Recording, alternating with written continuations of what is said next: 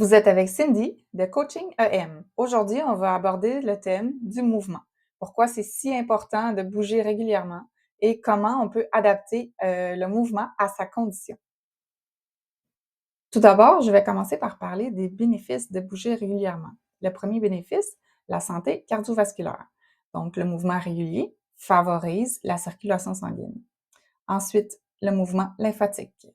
La lymphe n'a pas de pompe comme le cœur pour pouvoir circuler son fluide. Donc, c'est important de bouger régulièrement pour faire circuler la lymphe.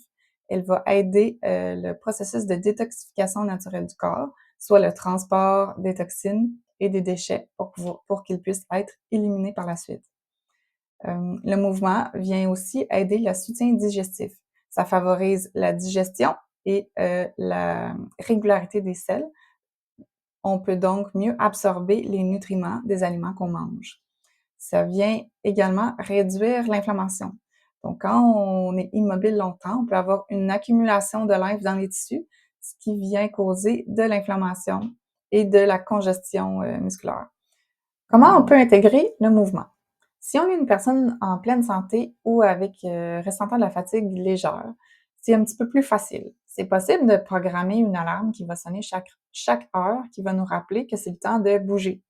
On se lève, on s'étire, on peut faire du yoga doux, prendre une petite marche. Pas besoin d'être long, ça peut être seulement quelques minutes. Ça va permettre au corps de mieux circuler, tant le circuit sanguin que celui de la lymphe. Si on est en état plus sévère, donc si, exemple, une personne alitée ou d'une condition très invalidante, le défi est un peu plus grand, mais il n'est pas insurmontable. On peut également se planifier des alarmes pour nous aider à nous rappeler de bouger régulièrement. Donc, même si on est alité, on peut seulement bouger les bras et les jambes régulièrement pour faire activer la circulation. On peut faire des étirements légers aussi, si on le permet, que ce soit dans le lit, debout ou assis, selon notre condition. C'est également possible de faire des massages lymphatiques. Donc, on peut avoir une brosse de massage ergo qui est souvent utilisée pour les personnes qui vont vivre avec des hypersensibilités. Donc, on prend la brosse comme ça, puis on la frotte sur le corps, on passe sur les bras, sur les jambes, et ça vient stimuler la circulation de la lymphe en plus de mouvement, ou si le mouvement est plus difficile pour nous.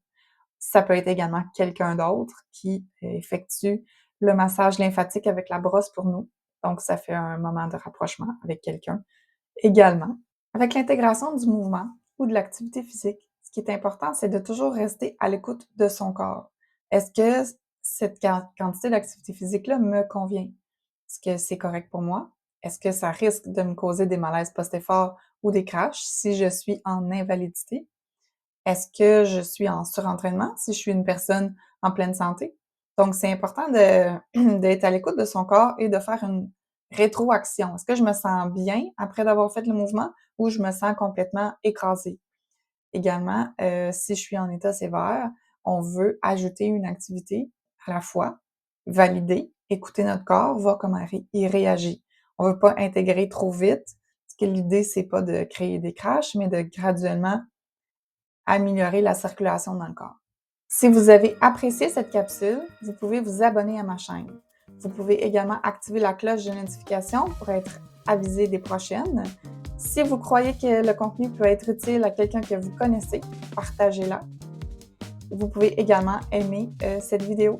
On se revoit la semaine prochaine pour un nouveau sujet. Passez une belle semaine!